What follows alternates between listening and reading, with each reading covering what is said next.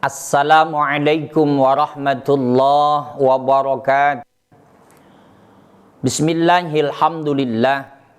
Al-qail fi kitabihil karim wa huwa asdaqul qailina a'udzu billahi samii'il 'aliim minasy syaithaanir rajiim. Wa may ya'mal su'an aw yadhlim nafsahu tsumma yastaghfirillaha yajidillaha ghafurar rahima. Sallallahu ala sayyidina Muhammadin wa alihi wa sahbihi wa baraka wa sallam, amma ba'du.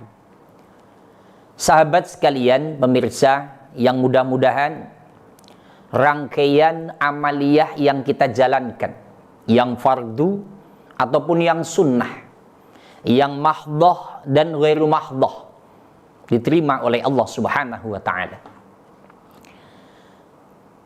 Orang yang sudah baligh, kalau bicara baligh itu yang paling umum, kalau laki-laki ya 15 tahun, perempuan juga 15 tahun. Walaupun nanti di kajian fikih wanita 9 tahun atau wanita yang sudah menstruasi. Laki-laki juga tidak semuanya 15 tahun, tapi laki-laki yang sudah ihtilam, yang sudah mimpi keluar sperma.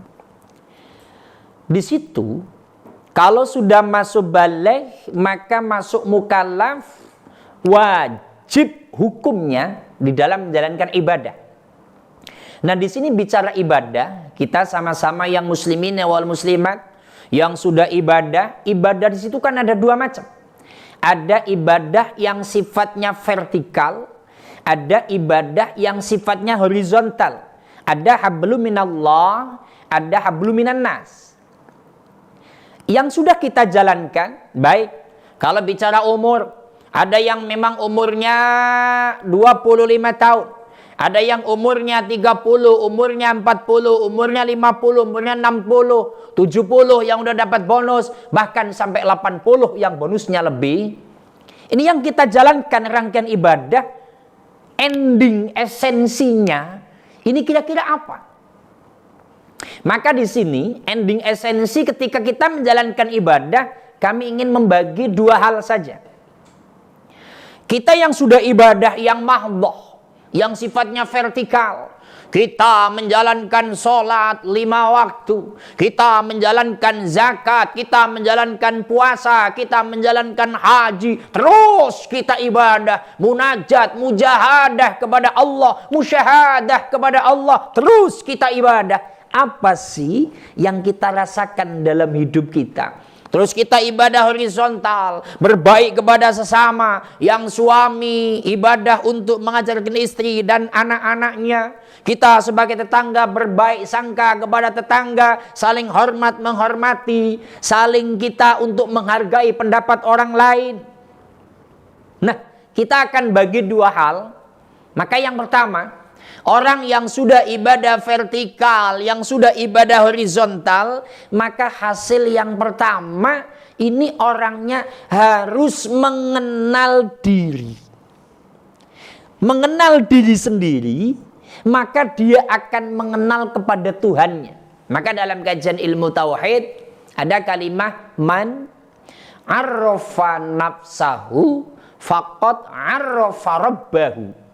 Man sing sapa wongi ngarofa kenal sapa man nafsahu ing awak dhewe ne man mau.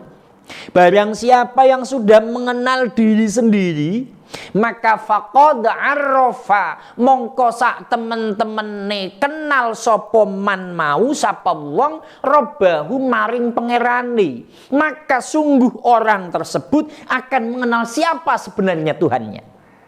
Maka begini, ketika kita sudah ibadah, sholatnya iya, itu yang wajib 5 waktu, tahajudnya iya, hajat, taubat, tasbih, duhanya iya, terus kita ibadah, di dalam dada muncul kita ini satu keberhasilan saudara sekalian. Saya juga kepengen hasil seperti itu. Pertanyaannya, apakah sekelas ustadz sudah berhasil begitu apa belum? Ya nggak tahu. kita sampaikan. Maka bagi pemirsa, ibadah yang kita lakukan apakah sudah mampu begini?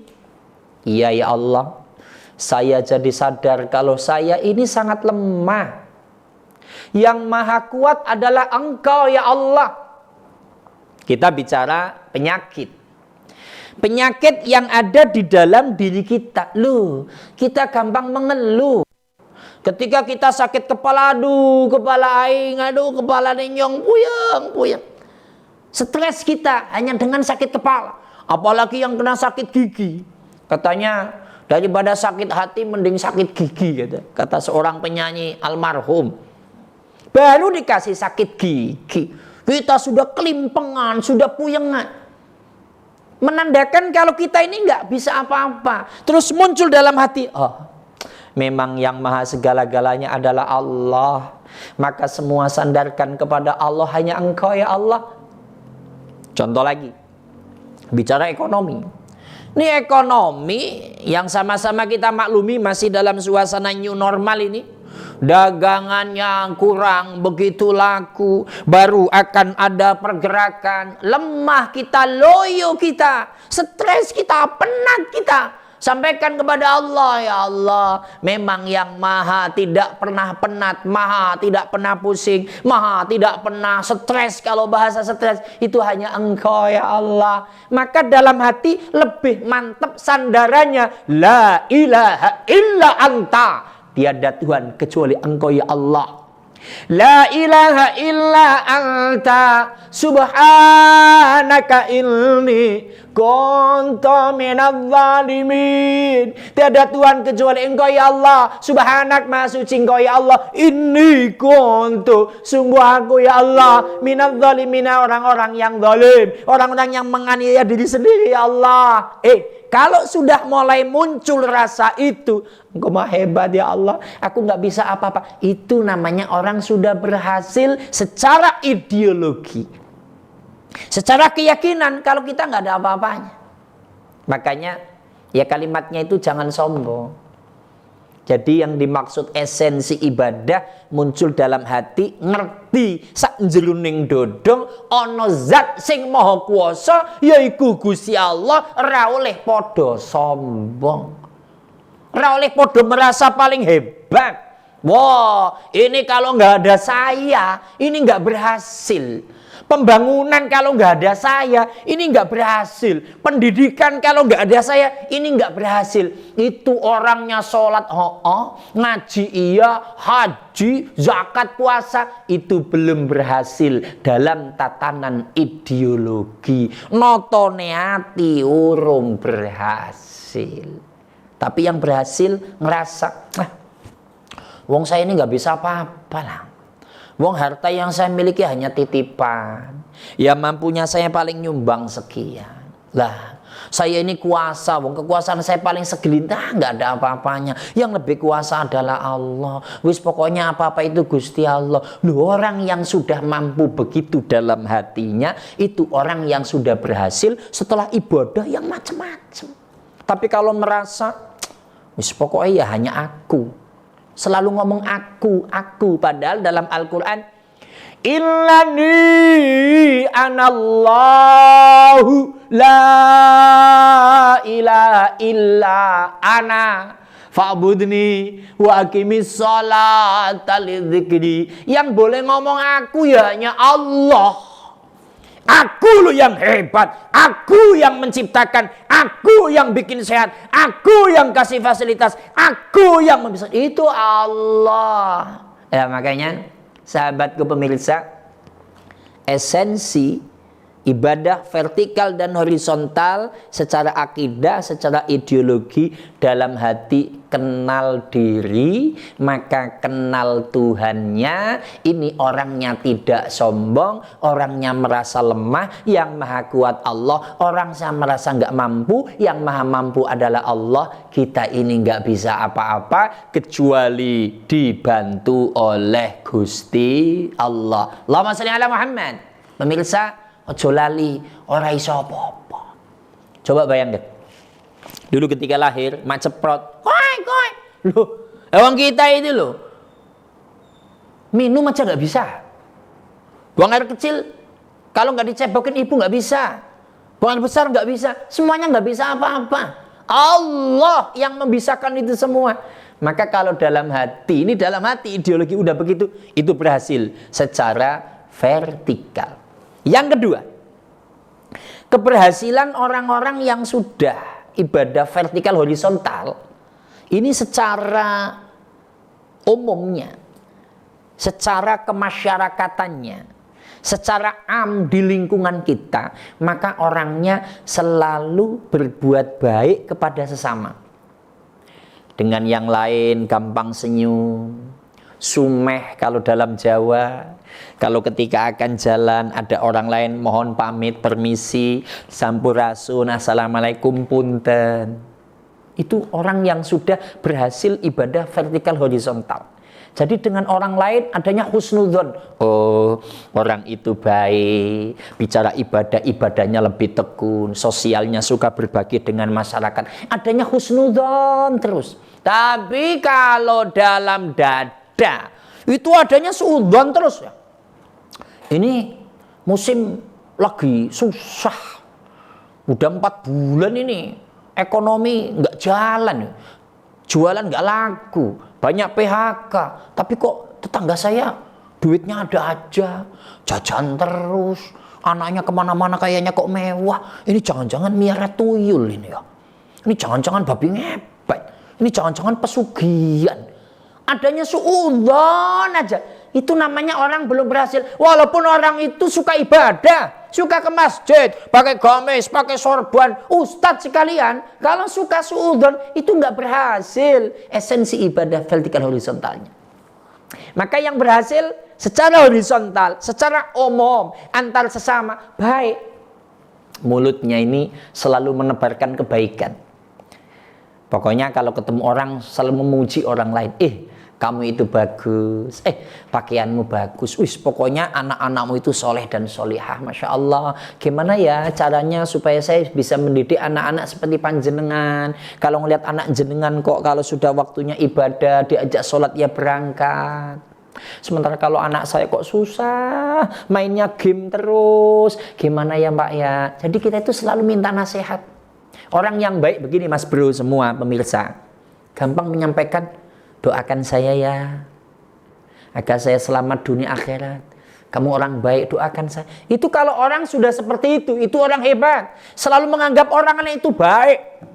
Lain kalau orang pengennya, kalau ketemu kamu cium tangan dong sama gua dong. Kamu hormat dong sama saya, kan saya lebih tua, kan saya lebih hebat, apalagi saya udah haji, cium tangan.